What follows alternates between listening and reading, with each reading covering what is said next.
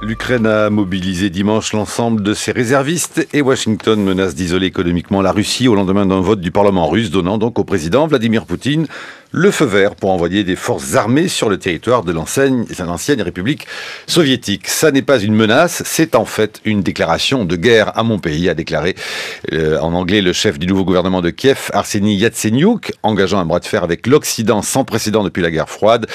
Vladimir Poutine a obtenu samedi du Parlement l'autorisation d'employer la force pour protéger les ressortissants russes en Ukraine. Par ailleurs, les investisseurs ont réagi à la montée des tensions, à l'ouverture des marchés à Nazi en vendant leurs actions et en achetant des contrats à terme sur le pétrole et le blé. Le yen et le franc suisse ont été recherchés pour leur statut de valeur refuge. Nous sommes donc dans un scénario qui ressemble bien à une sorte de scénario de guerre. Pour en parler, pour comprendre au fond pourquoi aujourd'hui Poutine montre ses muscles, avec nous, Marie Mandras, bonjour. Bonjour. Politologue, chercheur au CNRS et au CERI, le Centre d'études et de recherche internationale, membre du comité de rédaction des revues Esprit et Pro-Contra, c'est ça, une revue russe, oui, et professeur à Sciences Po. Vous enseignez la politique étrangère russe. On se souvient entre autres de Russie, l'envers du pouvoir, chez Odile Jacob déjà en 2008, et puis votre dernier ouvrage paru, Russian Politics, en 2012. Nous sommes avec Isabelle Facon. Bonjour Isabelle Facon, maître de recherche à la Fondation pour la recherche stratégique, spécialiste des politiques de sécurité et de défense russe. La première question sera extrêmement simple. Est-ce que nous sommes aujourd'hui dans une situation de guerre, ou sommes-nous, les Ukrainiens, sont-ils au bord de la guerre, Marie Mandras?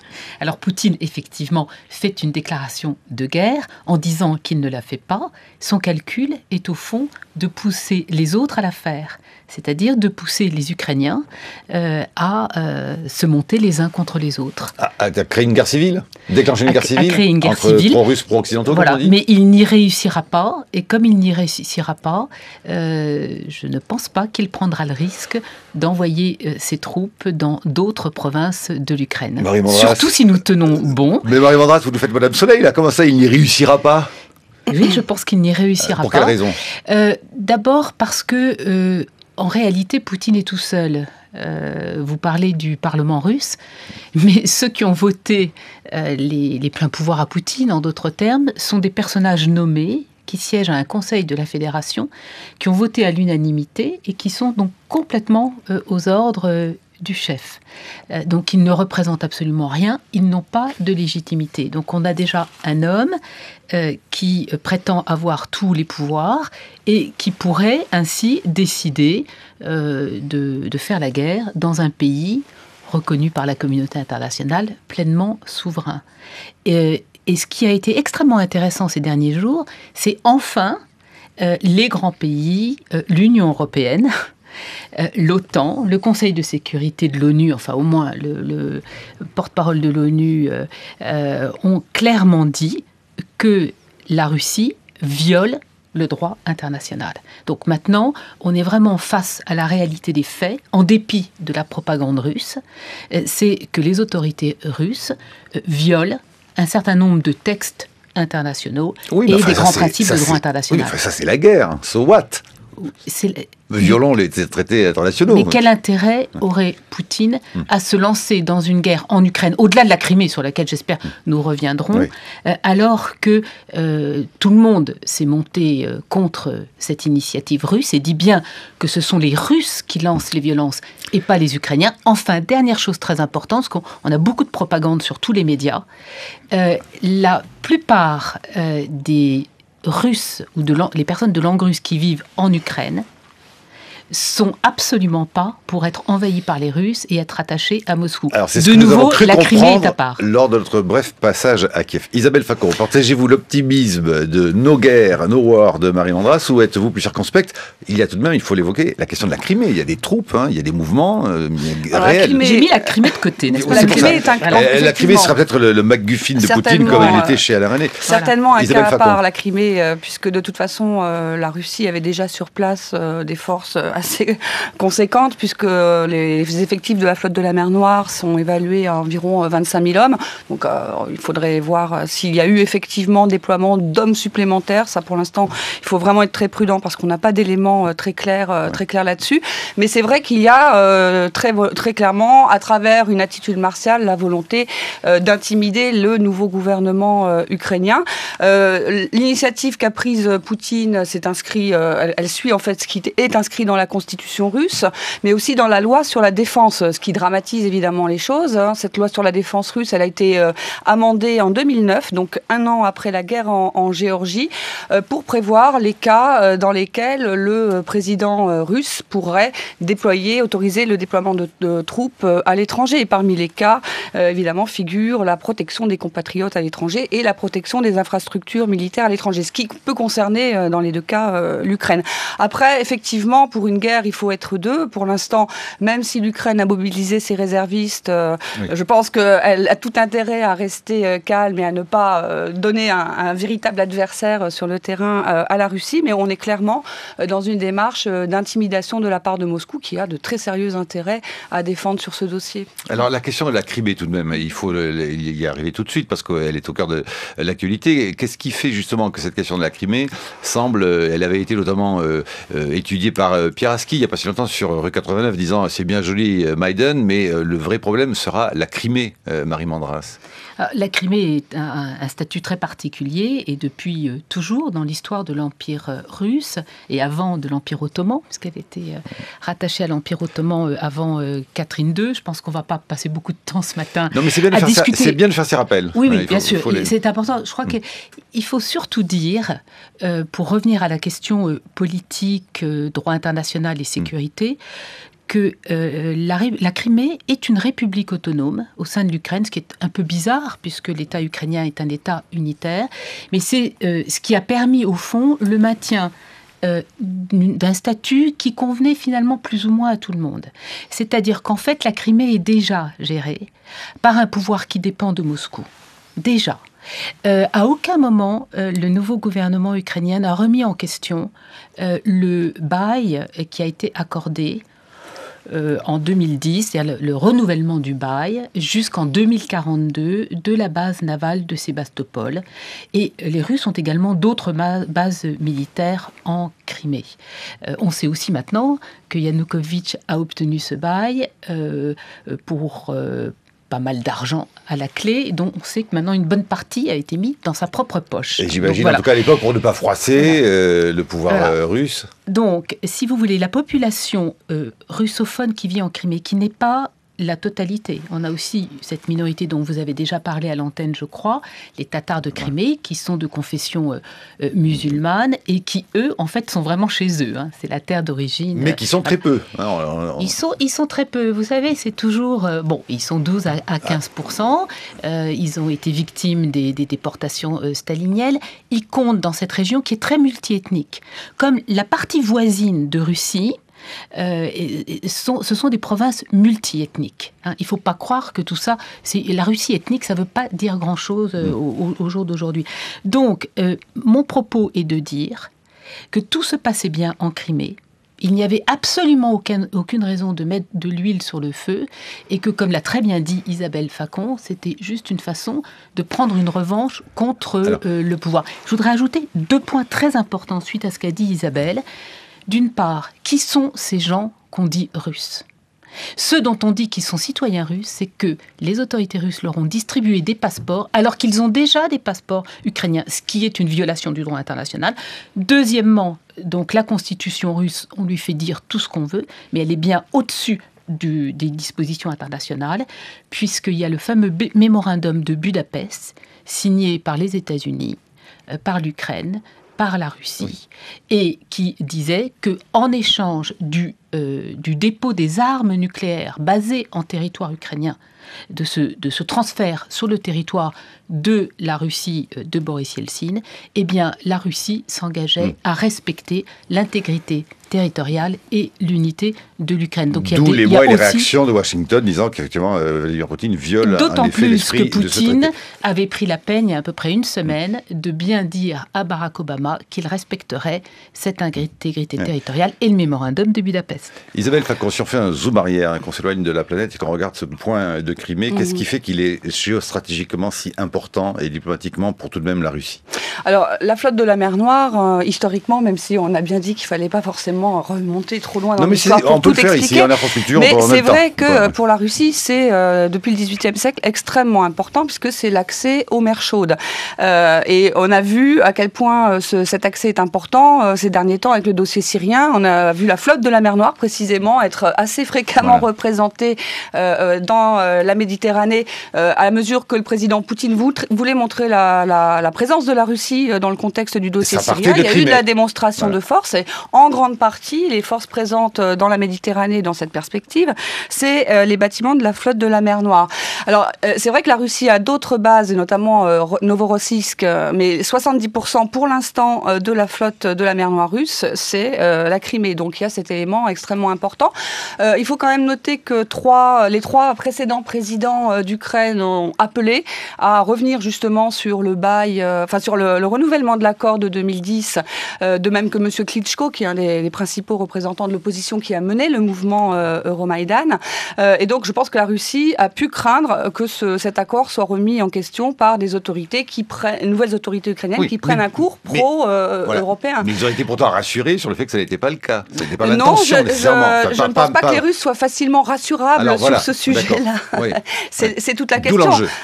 L'idée, c'est pas de justifier la politique de Poutine. L'idée, c'est d'essayer de comprendre quelles peuvent être ses perceptions et éventuellement ses fantasmes. Et ça peut être très difficile de lui faire changer de position. Et je pense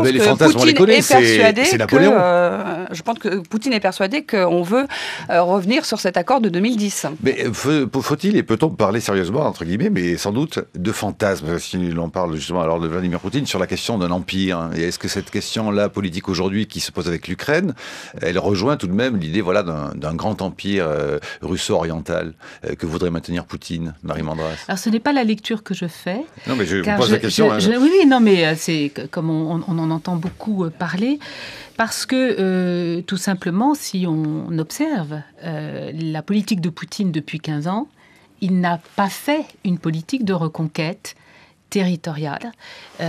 Il a plutôt fait une politique de nuisance pour s'assurer que les pays voisins, anciennement républiques de l'URSS, et qui sont aussi nos voisins, comme la Géorgie, l'Ukraine, la Moldavie, l'Arménie, restent des républiques à souveraineté faible ou souveraineté limitée. Que ce soit des pays... Ça veut dire quoi, une souveraineté faible, souveraineté limitée? Écoutez, la Géorgie 2008, ça vous rappelle quelque chose? Oui, bien sûr, mais quand on provoque, les Géorgiens, on pousse Saakashvili à la faute. Et là, ils ont essayé de pousser Yanukovych à la faute. Ils l'ont poussé au crime, donc il est tombé. Et ils essayent de pousser le nouveau gouvernement ukrainien à la faute. Et heureusement, ils n'y réussissent pas. Parce que ce sont des gens très bien qui ont assuré le mouvement de Maïdan pendant 3 mois et qui ont pris le sans une gouvernement. Vitrine cassée, si on peut dire. Ils sont absolument extraordinaires. Moi, j'y étais en décembre et je dis c'est extraordinaire, cette capacité à gagner politiquement contre un petit dictateur corrompu avec une non-violence parfaite. Et là, toutes les provocations russes, vous vous rendez compte, ces milliers d'hommes surarmés que les Russes ont envoyés sans aucun insigne, ni matricule, ni rien, en disant « on ne sait pas si c'est nous », qui ont pris des bâtiments officiels en Crimée, ont déposé un soi-disant Premier ministre criméen et ont le remplacé par un autre soi-disant Premier ministre criméen qui vient de Russie, qui a un passeport russe. Et ensuite, on a tous les médias du monde qui disent « Ah, mais le pouvoir criméen n'aime pas la Russie ». Qu'est-ce que c'est que ce pouvoir criméen? Donc, on est là déjà dans un cas, si vous voulez, de perturbation de la vie interne de ces États. On a vu en Géorgie que ça a été jusqu'à la déclaration d'indépendance unilatérale de 2 provinces de Géorgie, l'Abkhazie et l'Ossétie du Sud, qui, de facto, vivent de la Russie. La Russie paye absolument tout. Donc la position, c'est ça que j'appelle la souveraineté faible ou la souveraineté limitée, et surtout que ces sociétés ne se démocratisent pas, ne se rapprochent pas plus de l'Europe pour, au fond, tout simplement que le régime Poutine garde son rempart, sa protection contre la démocratie. Isabelle Facon. Oui, alors c'est vrai que l'Ukraine constitue un cas à part, mais c'est vrai que d'une façon générale, longtemps, le terme que la Russie a employé pour désigner l'ancien espace soviétique, c'était l'étranger proche, ce qui en soi traduisait une différence de traitement par rapport à la politique étrangère russe. Il y avait cet étranger-là tout particulier, où la Russie, il faut le reconnaître, a des intérêts qui sont issus de l'URSS. On ne peut pas dire qu'il n'y a aucun intérêt russe en Ukraine. Et je pense qu'une des erreurs peut-être en termes de grand contexte qu'on pourrait souligner, c'est que parfois, dans certaines capitales européennes ou sous certaines administrations américaines, il a été considéré un peu tabou de reconnaître ces intérêts russes, et ça a pu conduire à des politiques qui n'ont rien arrangé dans l'effort que la Russie aurait pu ou dû faire pour essayer d'aborder les relations avec ces États sous un autre angle. Alors c'est vrai que l'Ukraine occupe une part différente, hein, évidemment, dans cette politique russe à cause de l'histoire, mais encore une fois, on n'y revient pas, c'est très connu. Et je pense que la Russie avait pour intention de faire entrer l'Ukraine dans son union douanière qui, pour l'instant, regroupe la Biélorussie, le Kazakhstan et depuis peu l'Arménie. Enfin, c'est un processus qui est en cours parce que l'Ukraine, c'est quand même économiquement et symboliquement un très gros morceau. Et c'est ça que remettait en question le mouvement Euromaïdan. Du moins, originellement, c'était le principal objectif des manifestants. La région industrielle de l'Ukraine, c'est ce qu'on appelle la région pro-russe, la région russophone. Oui, enfin, il faudra regarder après dans le détail, mais quand même, en gros, c'est vrai qu'économiquement, la région la plus tournée vers la Russie, c'est cette région-là. Donc, la Russie reste quand même le premier partenaire commercial de l'Ukraine. Ça doit être à peu près 30% de son commerce. Donc, il y a des intérêts réels. Et la Russie a considéré que le nouveau pouvoir ukrainien représente un danger et a considéré que les Européens, en ne réagissant pas, par exemple, sur la présence du parti Svoboda dans le nouveau gouvernement, en ne réagissant pas à certaines, justement au fait que les premières autorités par intérim aient décidé d'abroger la loi, même s'ils sont revenus dessus depuis, la loi sur le statut des langues minoritaires, etc. Vu de Moscou, et là encore on est probablement en grande partie dans la surinterprétation, vu de Moscou, ça signifie que l'Europe veut absolument couper le morceau ukrainien de la Russie. Et je pense que tout ce qu'on a vu ce week-end vise à montrer que de toute façon, les destins de l'Ukraine et de la Russie sont liés et qu'on ne pourra pas avoir une solution en Ukraine sans le rôle de la Russie. Ils ont des clichés qui veulent dire quelque chose, mais ne dit-on pas à chaque fois qu'on parle de l'Ukraine, le berceau de la Russie. Donc il faut bien que ça recoupe peut-être une certaine réalité. Une dernière petite question. Lors de l'émission que nous faisions à Kiev mercredi, certains nous ont dit, écoutez, arrêtez de vous exciter avec cette idée qu'il y aurait une guerre civile. Ça fait quand même bien longtemps que russophones et ukrainiens pro-occidentaux, on va le dire comme ça pour aller vite, cohabitent après tout et font ménage ensemble. Pourquoi se battraient-ils aujourd'hui? Vous partagez cet optimisme, Marie-Mandra? C'est pas de l'optimisme. Fact, oui, c'est la réalité. Ce sont les réalités sociales, culturelles, politiques de ce pays. Il n'y a pas une moitié de l'Ukraine qui serait totalement ukrainienne, qui parlerait plus russe et qui regarderait que vers Bruxelles, et puis une autre moitié qui serait totalement russe, totalement russophone et qui rêverait d'être gérée par Moscou. Donc je crois qu'il faut... Alors, bien entendu, ça c'est la propagande russe, mais nous avons tous les éléments pour la contrer, mais surtout, il faut absolument dénoncer les violations du droit international par le président russe. Nous revenons sur toutes ces questions avec vous en deuxième partie. Marie-Mandra, Isabelle Facon, deuxième partie qui sera introduite par Brice Couturier. Bonjour Brice. Bonjour Marc. Oui, la question que j'aimerais poser, c'est Poutine, en renversant la table, on vient de voir, et en reproduisant des comportements de guerre froide, ne risque-t-il pas d'inquiéter ses voisins européens, nous par exemple, et de desservir ainsi les intérêts à long terme de la Russie? Voilà, réponse. Tout de suite, la chronique de Brice Couturier. Bonjour Brice. Bonjour Marc. En Europe, où on préfère la paix, on ne cesse de répéter que la guerre froide est terminée depuis la fin de l'Union soviétique. Mais voilà, pour faire la paix, il est nécessaire également des deux côtés, alors que ce n'est pas le cas de la guerre, une seule partie la désirant suffit. Vladimir Poutine n'a jamais caché le fond de sa pensée. Pour cet ancien colonel du KGB, l'éclatement de l'Union soviétique en nation souveraine a été, je cite, la plus grande catastrophe géopolitique du XXe siècle. Il y a chez Poutine un désir de revanche sur l'histoire des années 1980, le nationalisme pan-russe ayant remplacé la mythologie communiste bolchevique, mais l'appétit de domination, la vocation impériale n'ont certes pas disparu. Le président inamovible de la Fédération de Russie considère ainsi l'Ukraine comme un satellite. C'est pourquoi il ne tolère pas que ce pays théoriquement souverain entretiennent des relations privilégiées avec notre Union européenne. Ces négociations entamées dès l'indépendance ont été rompues sur pression russe par le président déchu Yanukovych il y a quelques semaines. C'était l'origine de la révolution de la place Maïdan. Alors, les partisans de la Russie sont très bruyants sur les réseaux sociaux. Ils se recrutent paradoxalement chez les souverainistes de droite. On peut trouver paradoxal que des gens qui ne cessent de dénoncer les abandons de souveraineté des États européens au profit de Bruxelles se réjouissent de voir violer l'intégrité territoriale d'une nation souveraine, mais passons. Ils vont répétant « La Russie considère l'Ukraine comme le berceau de sa propre histoire, elle ne saurait donc abandonner cette petite sœur ». On se souvient que le même argumentaire a déjà servi dans un passé récent. Le Kosovo aussi était le berceau du peuple serbe. Quant à la Bosnie-Herzégovine, la guerre effroyable qui a mené Milošević dans la première moitié des années 90 a été présentée comme une défense des minorités serbes menacées. La même histoire nous est racontée par Vladimir Poutine en Ukraine. Les russophones seraient menacés par le pouvoir issu de la révolution. Mensonge. Quant à la Crimée, actuellement envahie par des troupes russes, c'est parce qu'elle a été conquise par Catherine II qu'elle a fait l'objet d'une guerre en 1856, comme contre la France et l'Angleterre qui voulaient empêcher la Russie de profiter du déclin ottoman pour s'emparer des détroits des Dardanelles et du Bosphore, et qu'elle donne depuis à la Russie l'accès aux mers chaudes, qu'il faut la défendre à tout prix. Mais le nouveau pouvoir à Kiev n'a jamais remis en cause le traité signé en 2010 qui prolonge de 32 ans le précédent et concède à la flotte militaire russe la base navale de Sébastopol jusqu'en 2042. Par le traité de 1994, on ne s'en souvient guère, la Russie garantissait les frontières de l'Ukraine qui de son côté renonçait aux armes nucléaires entreposées en très grand nombre sur son territoire.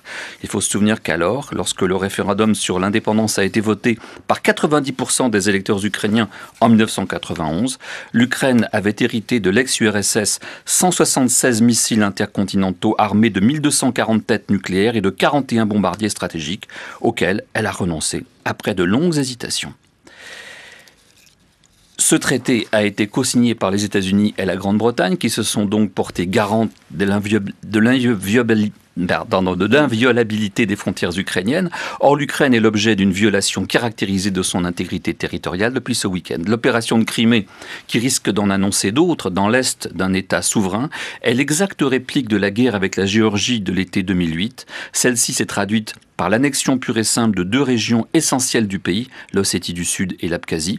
La punition de Moscou envers ceux qui cherchent à lui échapper est toujours la même, l'amputation territoriale. Mais il y a là une différence de taille. La Géorgie est une toute petite nation de moins de 5 millions d'habitants. L'Ukraine est plus grande que la France et on compte 46 millions. Certes, sur le plan militaire, la disproportion des forces est écrasante. La Russie a reconstitué une armée puissante et bien équipée de 850 000 hommes. C'est d'ailleurs la grande leçon que nous autres Européens devrons tirer de cette affaire. Nous avons eu bien tort de baisser la garde. Dans les années qui viennent, les crédits militaires de nos pays devront cesser de tendre vers l'infime et le ridicule. Les États-Unis, de leur côté, considèrent que les Européens qui ont mené le jeu depuis le début de la crise en Ukraine ont échoué. Et Obama va essayer de reprendre la main face à ce qui apparaît comme le plus grand défi international de sa présidence. Mais que pourra-t-il opposer à la cynique détermination de Vladimir Poutine ? Les pays baltes et la Pologne annoncent qu'ils se sentent déjà menacés et s'apprêtent à demander des garanties militaires sur leur sol aux Américains. Bien des voix au Congrès de Washington exigent déjà l'exclusion de la Russie du G8. En tapant trop fort et trop tôt sur la table, Poutine n'a-t-il pas desservi les intérêts à long terme de la Russie ? La chronique de Brice Couturier à retrouver sur franceculture.fr. Réactions, commentaires, désaccords, addendums.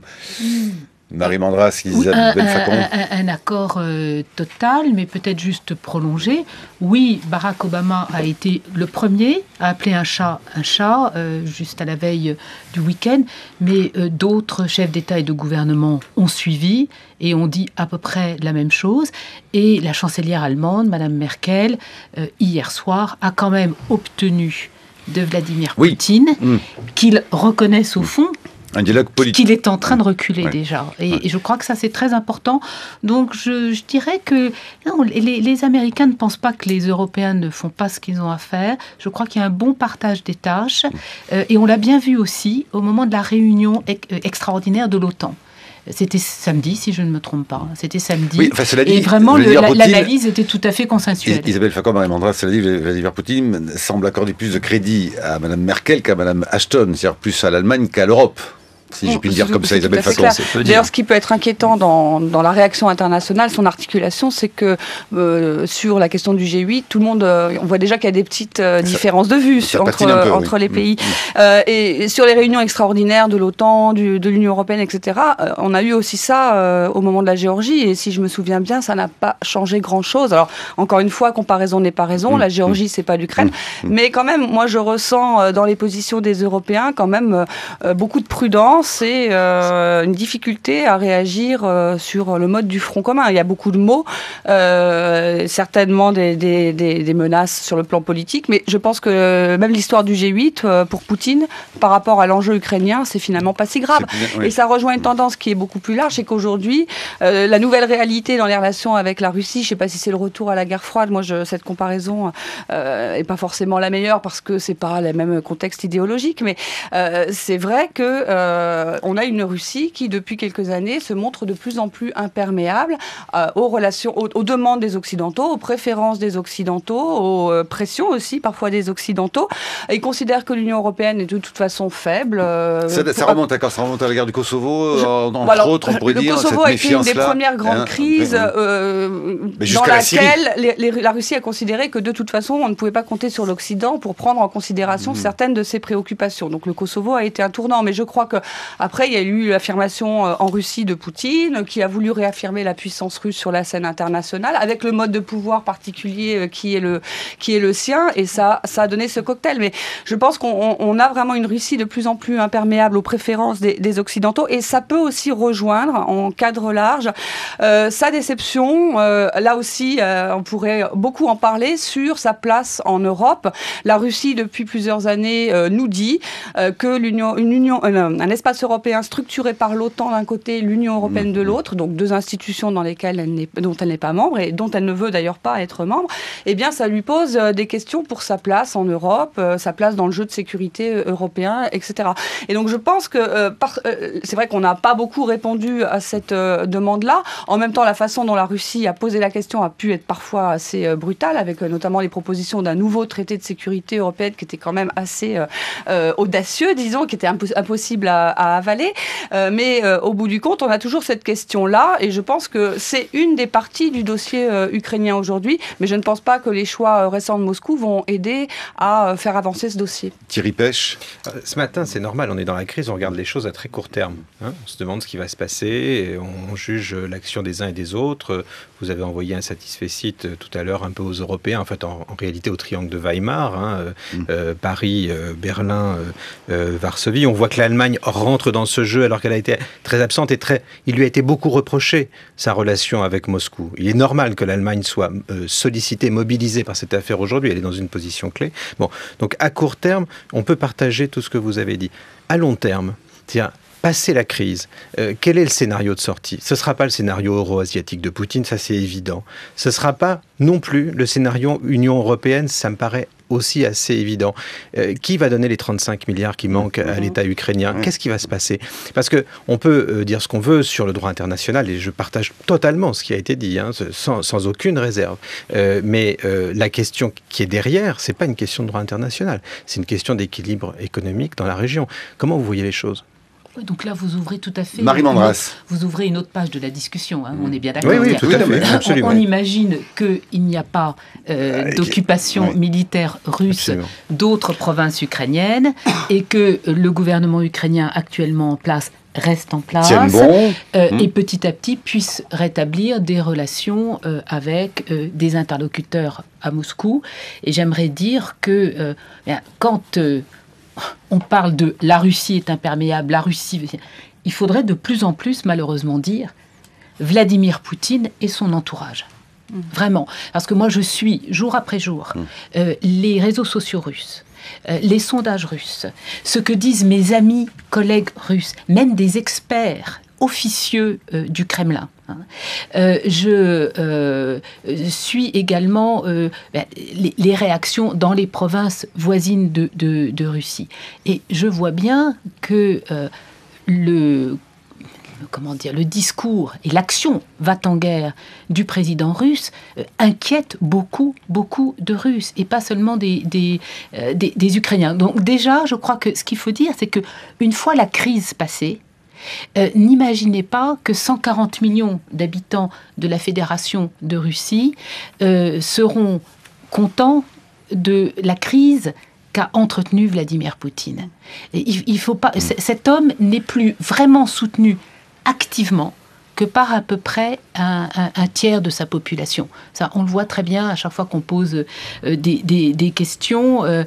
Donc, je pense que si on arrive à imaginer une situation apaisée, il est tout à fait possible, avec l'aide conjointe du Fonds monétaire international, de la Banque mondiale, de l'Union européenne, de la Banque européenne pour la reconstruction et le développement, et pourquoi pas de l'aide d'un certain nombre de pays, dont la Russie, qui ne sera pas éternellement présidée par Vladimir Poutine, je ne vois pas pourquoi l'Ukraine ne trouverait pas sa place pleine et entière sur le continent, avec, bien entendu, je pense, un partenariat de plus en plus étroit avec les pays de l'Union européenne, mais aussi avec la Turquie et d'autres pays du voisinage. Stéphane Rosès.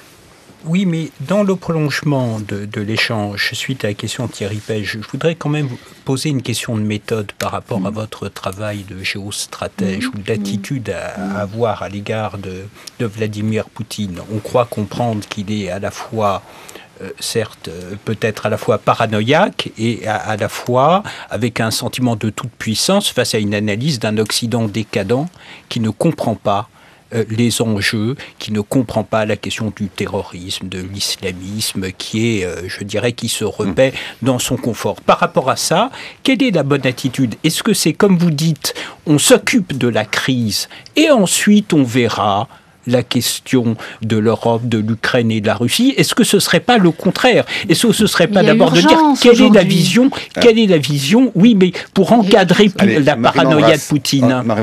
Je pense que vraiment, il y a urgence aujourd'hui. Enfin, pour Isabelle Facon et moi-même, qui faisons ça quotidiennement depuis des semaines, d'analyser ce qui se passe dans toutes les provinces d'Ukraine, ce qui se passe en Russie même, et les discours des autorités russes et surtout de Poutine et de ses proches. Non, Poutine n'est pas obsédé par le terrorisme et la décadence de l'Occident. C'est ce qu'il fait dire à ceux qui font sa propagande. Donc, si vous voulez, là, on entre vraiment dans une discussion. Je ne suis pas absolument certaine qu'on ait le temps, mais j'aimerais beaucoup, une autre fois, sur France Culture, pouvoir entrer dans le thème des mentalités russes d'aujourd'hui. 5 jours sur 7, pardon. Isabelle Facon. Oui, je voudrais juste relativiser l'idée que Poutine se sente puissant face à une Europe que, je pense, il juge quand même assez faible et assez velléitaire. Ça me paraît vrai. Mais sentiment de toute puissance, non. Je pense qu'il est tout à fait conscient des failles qui minent tout l'appareil de puissance de la Russie, que ce soit sur le plan économique et technologique, que ce soit sur le plan de la démographie, que ce soit même sur le plan de sa propre intégrité territoriale. C'est pour ça que ce qu'il fait là est assez étonnant et traduit, je pense, quand même un vrai sentiment qu'il faut frapper fort pour récupérer ce qui est encore récupérable sur le dossier ukrainien. Mais il surjoue, et je pense que c'est pour justement masquer les failles de la puissance russe. Et je pense que quand il joue la carte du militaire comme il l'a fait pendant le week-end, ça va exactement dans ce sens. Et je pense que face à cela, il y a le discours de fermeté qui reste possible. Et je pense qu'on ne l'a pas beaucoup employé. Mais Madame Merkel, par exemple, je pense, n'hésite pas à le faire. Et on voit bien que Poutine, qui aime bien, qui ne parle qu'au fort, je crois que lui-même pourrait revendiquer cette phrase. On voit bien qu'elle a quand même son oreille, qu'elle arrive toujours à rétablir le contact et que souvent, sur des propositions allemandes, la Russie peut revenir dans un jeu un peu différent. Donc, je pense que c'est un point important sur le jeu de la Russie qui, à mon avis, surjoue beaucoup, enfin, de Vladimir Poutine, qui surjoue la puissance. Brice Couturier. Oui, je voudrais revenir sur le fait que, est-ce que vous n'avez pas l'impression aussi que Poutine n'a pas le choix? Pourquoi? Parce qu'il y avait un régime en Ukraine qui était un régime kleptocratique, qui était un régime corrompu, appuyé sur une bande d'oligarques et qui n'était absolument pas démocratique. Or, la norme démocratique européenne est en train de s'imposer sur la base d'une révolution. Est-ce qu'il n'y a pas un risque de contagion et est-ce que ce n'est pas une des principales raisons qui pousse Poutine aujourd'hui à vouloir occuper l'Est de l'Ukraine simplement pour faire barrage à cette contagion qui pourrait emporter son propre pouvoir? Sans aucun doute. Marie Mandras. Sans aucun doute. Ça c'est vraiment une analyse que je fais depuis longtemps, et certainement depuis la première révolution ukrainienne qui a eu lieu il y a 9 ans, la révolution orange. C'est que ce qui motive Vladimir Poutine, c'est la crainte de la contagion démocratique et d'un auto-isolement de son régime, entouré de régimes évidemment démocratiques. Parce que la démocratie, qu'est-ce que ça veut dire? Ça veut dire fonctionner mieux, de manière plus ouverte, plus compétitive, plus respectée à l'extérieur. Il est clair que pour le régime de Poutine, qui est un régime autoritaire et également très corrompu, eh bien, avoir le petit Loukachenko en Biélorussie, le petit Yanukovych en Ukraine, c'était très commode. D'ailleurs, peut-être là aussi pour remettre parfois quelques pendules à l'heure, quelques-uns de nos intervenants à Kiev nous ont dit, écoutez, vous êtes gentils de penser que nous avons fait absolument notre révolution pour l'Europe. Pas vraiment, on l'a fait d'abord parce que nous considérons qu'il y avait, qu'il y avait à remettre en cause un pouvoir autoritaire et corrompu. L'Europe, c'était l'état de droit. Et que l'Europe était bien sûr symboliquement sur la question de l'état de droit, mais enfin c'était quand même d'abord pour l'Ukraine, évidemment. Isabelle Facon. Alors sur l'idée de la contagion, moi je pense qu'effectivement, ce qui s'est passé à Kiev avec le départ de Yanukovych, c'est pour Poutine le cauchemar absolu, puisque c'est le départ d'un dirigeant sous la pression populaire. Et c'est pour ça que même s'il l'avait soutenu vraiment du bout des lèvres, Poutine avait adoubé d'une certaine façon l'accord du 21 février, parce que ça permettait de remettre les choses sur des rails plus normaux dans sa vision. Ça permettait de garder Yanukovych, même s'il comptait plus sur lui et s'il l'avait lâché, il me semble. Ça permettait de remettre les choses dans un cadre où la Russie pouvait garder la main dans une phase de transition. Donc là, on a plus du tout ça. Mais je pense que la contagion, il la craint plutôt pour d'autres pays de l'ex-Union soviétique, où il pourrait y avoir le même type de développement.